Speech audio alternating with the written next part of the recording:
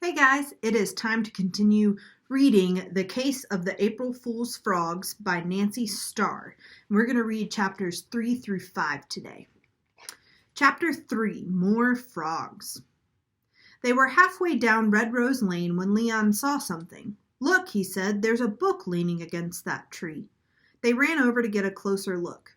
"Didn't the note say gawks leave clues under trees and in books?" asked Casey. "Yes," said Dottie. She lifted up the book. There was a piece of paper inside it. "Is that another note?" Casey asked. She pulled it out of the book. Leon picked up something else. "What's that?" asked Casey. "A rock?" "No," said Leon. "It's a feather." "It's beautiful," said Dottie. "Could it be from a gawk?" asked Casey. "It's definitely a clue," said Dottie. She turned to the page in her notebook called Clues for a Missing Gawk. She wrote down, "First clue. Bright blue feather with pale yellow spots." Casey read the new note out loud.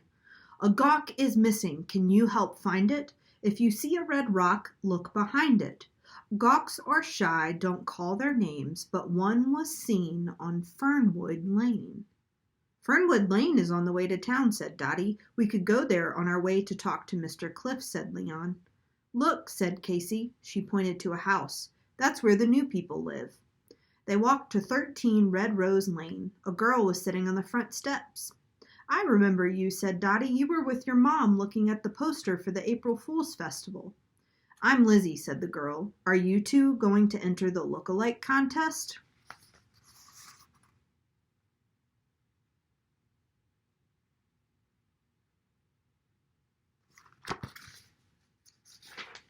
Dottie and Casey smiled. "Why?" asked Casey. "Do you think we look alike?" "Leon thinks if we dress the same, we really might win," added Dottie. "Who's Leon?" asked Lizzie. Dottie and Casey turned to introduce Leon, but he was nowhere to be seen. This was nothing new. Sometimes Leon wandered away looking for rocks.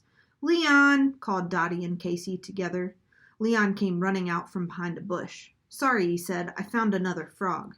"I love frogs," said Lizzie. The frog squirmed. Leon walked to the wagon. He put the frog in the bucket. Lizzie walked to the wagon too. "You know what I love even more than frogs? Brownies." "You do," said Casey. "That's great, because my mom made these brownies for you." She handed over the tray. "Her mom makes the best chocolate chip brownies in the world," said Leon.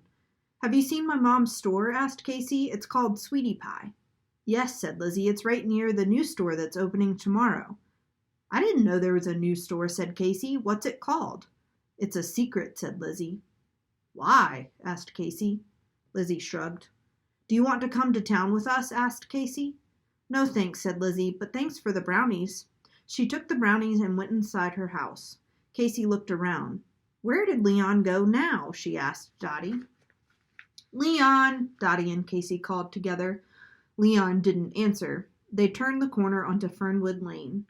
Leon was standing there waiting. He had found something, and the big smile on his face meant it was something good.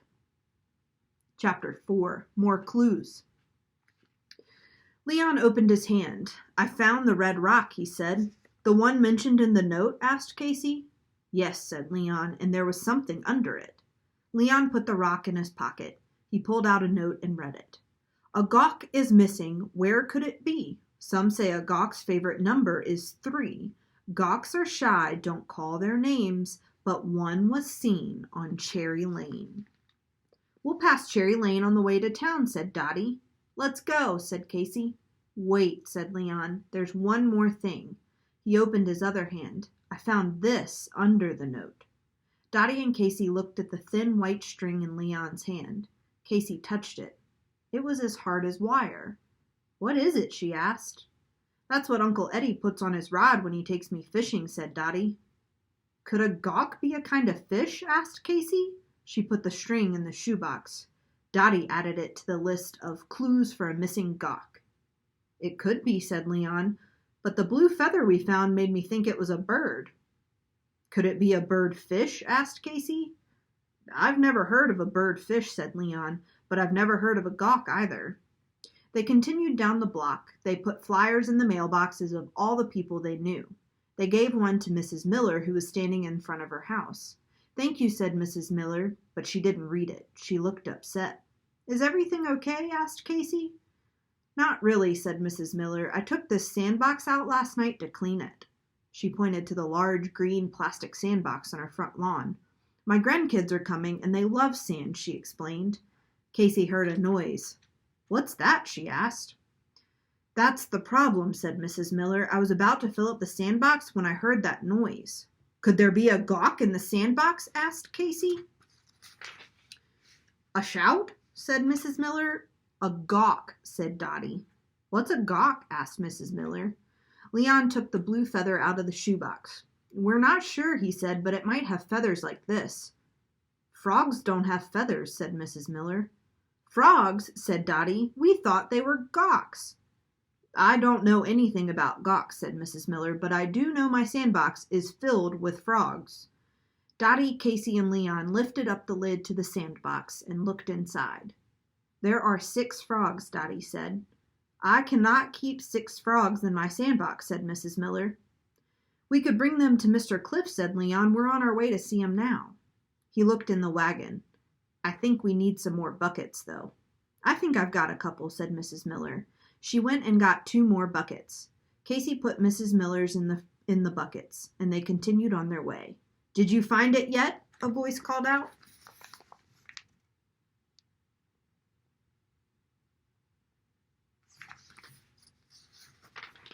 They turned. Warren Bunn and Derek Fleck were riding their bikes. They skidded to a stop. You don't have to bother looking for the gawk anymore, said Warren. He waved one of the flyers in the air. I know all about it, and I'm going to be the one to find it. Yeah, said Derek, we're going to find it. Warren pointed at Leon's foot. Hey, Leon, he said, how did your shoelace get stuck on that slimy thing? Leon looked to see what his shoelace was stuck on. April Fool's, said Warren. Made you look. It's not April Fool's Day yet, said Leon. Warren and Derek rode off laughing. Warren laughed so hard his bike started to wobble. He rode into the curb and fell off. Are you okay? Dottie called. I'm fine, Warren said. He got back on his bike. Don't forget to wear your helmet, a voice called out. Dottie, Casey, and Leon turned. Officer Gill was standing on the corner. Come on, said Casey. I bet Officer Gill knows what a gawk is. And the 3 friends ran over to ask him. Chapter 5. Turning into Toads. Officer Gill was talking to a man. Meet the Calendar Club, Officer Gill said to the man. They're my favorite detectives. This is Mr. Mack, Officer Gill told the 3 friends. He owns the new store opening near Sweetie Pie. We heard about your store, said Dottie. What's it called? Asked Casey. That's a big secret, said Mr. Mack. Why? Asked Casey. You'll have to wait till tomorrow to find out, said Mr. Mack. Are you coming to the April Fool's Festival? The 3 friends nodded. Great, said Mr. Mack. I'll see you there. He turned to Officer Gill. Thanks for all your help, he said. That's what I'm here for, said Officer Gill. Mr. Mack hurried away. Solve any mysteries today? Officer Gill asked the 3 friends. Not yet, said Dottie. Have you ever heard of a gawk? Asked Casey. A grouse? Asked Officer Gill. A gawk, said Dottie. Officer Gill noticed the buckets in Casey's wagon. Are those gawks? No, said Leon, these are frogs. That's what I thought, said Officer Gill. We've got 9 of them, said Dottie. That's a lot of frogs, said Officer Gill. I got a lot of calls about frogs today. Frogs have been showing up in some very odd places. Where? Asked Casey. Officer Gill took out his notebook out of his back pocket. Dottie took her notebook out of her back pocket. Officer Gill read from his notebook. Mrs. Faust found a frog in her shoe. Mr. Elder found a frog in the school. Mr. Elder was the principal of Fruitvale Elementary School. Who would put a frog in the school? Asked Casey. I don't know, said Officer Gill. Can you think of anyone? Casey and Dottie looked at each other. They had the same idea. Leon knew what they were thinking. It can't be Warren Bunn, he said. He thinks frogs will give him warts. I know, said Officer Gill. I had a long talk with Warren about pranks this morning, but I don't think he's behind this one. We'll let you know if we find out anything, said Dottie. Thanks, said Officer Gill, and good luck finding your grouse. It's a gawk, said Dottie. What is a gawk? Asked Officer Gill. We think it's either an owl or a fish or a frog, said Leon. But it could be a bug, said Dottie. I'll keep my eyes open for one of those, said Officer Gill. I'll see you at the festival tomorrow. He waved goodbye. Leon was waving back when he noticed something. Look, he said to his friends. He pointed to a nearby tree. There's a box. He walked over to the tree and picked up the box. The number 3 is painted on the lid, he said. Didn't the last clue say gawks like the number 3? Asked Casey. Dottie nodded.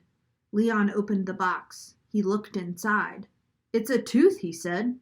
A gawk tooth? Casey asked. Dottie took a look. It looks like the fang of a snake. Could a gawk be a snake? Asked Casey. There's a note here, too, said Leon. He took the note out and read it out loud. Gawks go to sleep early, and so should you. Tomorrow there's a lot to do. The gawk must be found, or you'll be a toad. Bring your clues to the festival at Fruitvale Park Road. Find the gawk and you'll get prizes galore, surprises supplied by your friends at the store. What store? Asked Casey. I don't understand the part about being a toad, said Leon. Dottie looked into one of the buckets.